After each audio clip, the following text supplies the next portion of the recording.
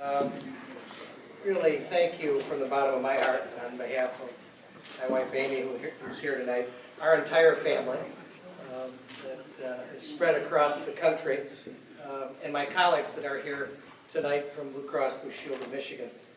I am honored to be selected as your honoree for this year's annual Christian Brothers Dinner.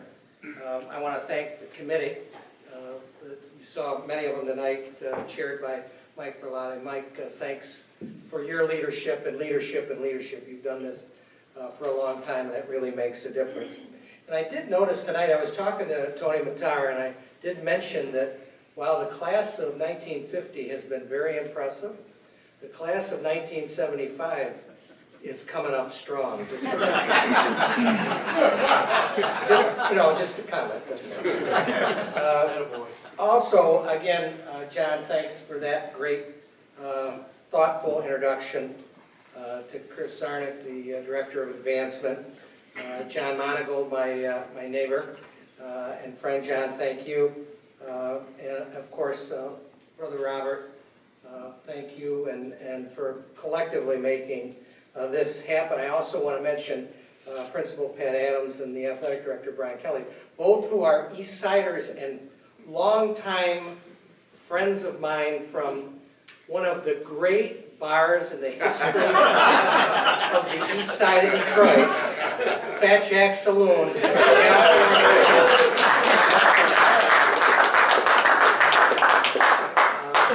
It's funny, just the world is so small, it's amazing. Your day jobs, you guys have done a great job too, but I think back to those fun times. I also want to take a moment to reflect on my parents, Bob and Mary Loepp, who both passed in the last 14 months. They had what I would say is the foresight and the dedication to my two older siblings, Bob and Tom, who graduated in '68 and '70, and my sister Pat, who graduated in 1977 from Dominican High School. Like thousands of Lasallian stories, it came from parents that made those tough decisions, those dedicated decisions when $1,000 in tuition was an unbelievable commitment. And you know, my story is a good one, but it's part of thousands of stories that have gone through the halls in Detroit and here in Warren. And so I just want to reflect and thank them. May they rest in peace for what they did. You know, when I sat with Brother Bob and John and Chris and John to talk about this, and I was a little, in fact, a lot surprised that I would be considered for this, let alone picked. When I accepted, my mind began, you know, when you do this, then you think, okay, you have to speak amongst your clan, which is always a difficult thing to do, because you really don't want to goof it up. So you start thinking about things, and your mind begins to drift a little bit, to think about all those memories from, you know, a great time, not only in your life, but I think back to those memories with my brothers who went here earlier. And it goes back to 1965, when my father made a decision. He took a job in '64 to go to Cleveland. It was a pretty significant promotion. And we were there for a little less than a year. My brother Bob was in the 8th grade, so what are you going to do with high school? He just made the decision, and he's an East Sider. He was born and raised on the East Side of Detroit, went to UD. Made the decision, as we're moving back to Detroit, I'm going to get a job in Detroit. My boys are going to De La Salle. That was his call in 1965, I guess it was. And we came back from Cleveland and moved into our house on White Hill and Whittier, very close to Dr. Ray Skowronski, not very far at all. And that was a decision that they made because they thought it was the most important thing to do, is give their boys a Christian Brothers education on the East Side. And that really was a pivotal turning point in all our lives. I think back to before I got to LaSalle, two stories. One, the first time I met Brother Patrick, and I told him this tonight, And I can't believe he didn't remember me when I was 8 years old. But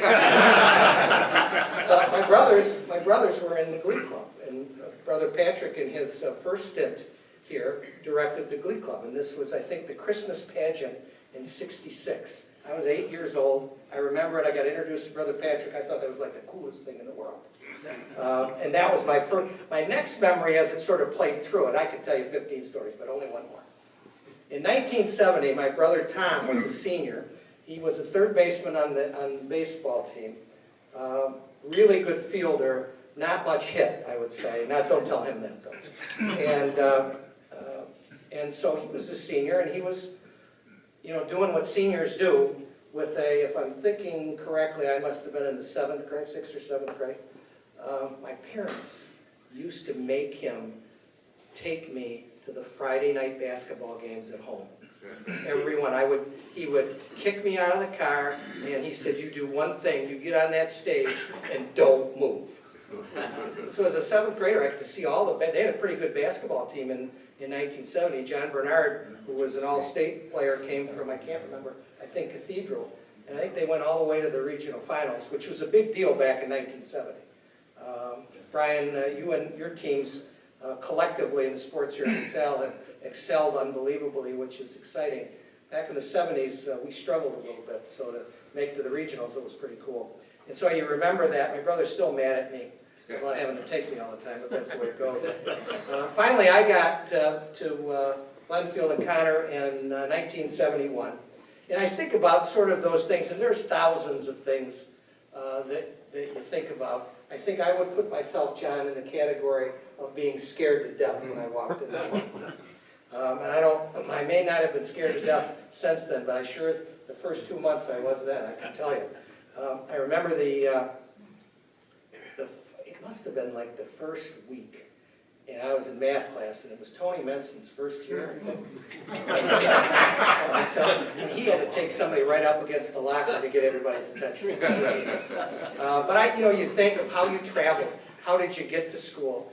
Back in the days when and again, the buses do work in Detroit because Mayor Duggan's done a great job. But I took the Hayes Express from the east side. It took you up Outer Drive, dumped you off at Gratiot in Outer Drive, and you walked up to the school every day. You met all kinds of new friends, which was strange because you went to the same grade school for 8 years, and you knew everybody, and you figured you were the king of the world. And then you walked into De La Salle, and there were like 40 kings of the world. And so that was different, but terrific. I mean, I'm looking. There's several people that I'll mention a little later here that I went to school with that are great friends to this day. I'd never done it until I was a freshman, to go to a night football game across from City Airport. People don't even understand. I had my colleagues come in from all around the country, Blue Cross CEOs, and some of them flew into City Airport. And I explained that's where I went to high school. And explained, you can imagine, and explained night football, and they look at me like, you could play night football and those planes were coming in? And it's still a great story and a great experience. And it's hard when you went to school when I did, and with my brothers before me, not to think of Brother George. It's just impossible. And I was very fortunate, because my two brothers were good students. So by the time I got here in '71, they had paved the way. So Brother George liked them and really liked me, and that was a good thing. I think through the experiences in high school, and again, there's thousands of them, but I think of how student council changed my life at LaSalle.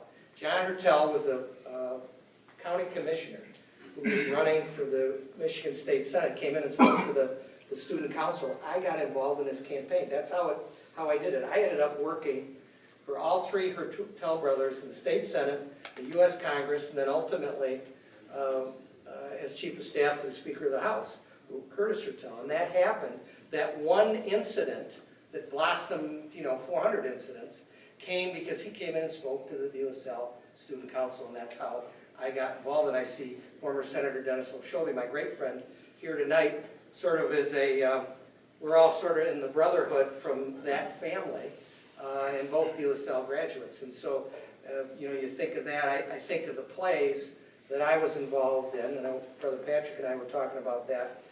Brother Malachi Biller was the director of the now Wig and Mask Society at the time. And I learned to tap dance with Joan Mosner. And I tap danced for 3 years. I mean, can you imagine telling somebody, and my colleagues, when I tell them I tap dance, they look at me like that. It's out now. It is out now. But you know what that did, and to me, and I think to a lot of my colleagues, when we got involved in the plays, because that was one of the major, the athletes were in the plays in one way or another. I mean, everybody participated. I had 110 in our graduating class, so you better participate. But what it did, and I didn't really realize, no way did I realize it at the time, it probably took 30 years to understand it, is what that did for me, learning to go out of your comfort zone and do things that you've never done before, that you were uncomfortable with doing. Now, I didn't understand that when I was a sophomore, junior, and senior in high school. But as you think through it, the idea to say, oh yeah, I'm going to tap dance, or I'm going to get in a play, I'm going to sing, I'm going to do this, or I'm going to do that. You don't think of it at the time, because I think it mostly had to do with meeting girls, if I remember correctly. But as you play through that, really that was the benefit to that really it allows you to go outside of your skin, to be different, and then become comfortable with being different. And that's a big thing. And I think probably the biggest influence that LaSalle had was my colleagues, the students, the guys that I got to be friends with, almost all of them that I graduated with. Dr. John Moore, who's the chair of the board here tonight. John and I were in the same class. Jerry Zaccardelli, the same thing. The people that you met and you know and you still know is the coolest thing. And then, probably most importantly, is the teachers, the brothers, the teachers, the men and women that taught us, that really cared about you. They really did care about you. Even when you were a lousy pre-calculus student, they cared about you. And I think that dynamic of the LaSallian mission about caring for people, no matter who they are, permeated. And again, I think it was an issue where I didn't really understand it when I was 17 or 18 years old. But I sure understand it when I'm 58 years old, and I'm really fortunate to have had it. As I think back, the idea of caring for the less fortunate is a core of the LaSalle and the LaSallian mission. I was talking to Mike Sankowski tonight, and I'm ready to come in and take a look at how LaSalle, which at an elite school, which this is, has made the decision to help different learners. So you're not taking different learners because they're different learners, the first thing you think is they're going out the door. No, we're going to give these kids the tools so they can stay in the door and be successful. And I've been involved a lot with some different learning schools. And for LaSalle to embrace the idea of making everybody whole, just not the smartest and the brightest, which is important because we need the smartest and the brightest, but to make everybody whole if they're willing to be whole is a pretty great thing. And I think of the things that were instilled in me, which empathy would be probably number one, confidence would be probably number two, and then context and responsibility. And I didn't even know what context and responsibility was, but if you think about it, what I think was instilled in us here was always thinking about the situation and how should we act if we're doing the right thing. And that's sort of what context is. And then once you understand what the context is, what's our responsibility to make it better? And I think generally that is instilled in us here in spades. And it's really made a huge impact on what I do every day in my life, what I did when I was in politics and now in business. And it brings me to builders of boys and makers of men. And you heard that slogan. You sort of understood what it meant when you were 16 or 17 or 18. You really understand what it means as you grow as an adult, I think. And it's allowed me, interestingly enough, to talk about De La Salle because it's an interesting statement that you've never heard anywhere else, at least I have. And so your ability to sort of be a missionary, to talk about the mission, because it's sort of a unique statement, and then you think about it for a minute, and it has one meaning, but it probably has 2 or 3 or 4 meanings. And I use it, we sort of laugh a little bit at work about it, because I talk about it all the time in reference to LaSalle much before this happened. And I think it really is true that we've taken, you take somebody like me who was scared to death and didn't know one end from the other, to have the ability to become the CEO of the 3rd largest health insurer in the Blue Cross system is a pretty neat thing. And there are thousands of stories like that over the years at De La Salle. And so I think that takes me to the next generation of LaSallian students. And I think why we're here tonight, which is I had a great opportunity, mostly because of my parents, frankly, and then took advantage of it and was assisted by great men and women here at LaSalle.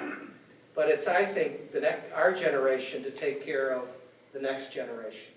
And whether it's what we can do by what we can afford for the school, and certainly at the Christian Brothers Dinner, to do all we can do to make it the biggest success that we can make it. And I think the fundraising, whether you like it or not, and of course I come from politics, so you fundraise, but it's part of what you do. I mean, nobody's going to hand you a check. Well, maybe once in a while they'll hand you a check, so that's a good thing. But we've got to do things like this. It's important. It's important for the camaraderie of classes, like for me to tell Tony McTire we're taking him on, but it's important for all of us to get together. And oftentimes you only do that once a year because everybody's busy. The fact that this dinner can raise hundreds of thousands of dollars for De La Salle is a great thing. And I think it's a remembrance to all of us that we need to give back.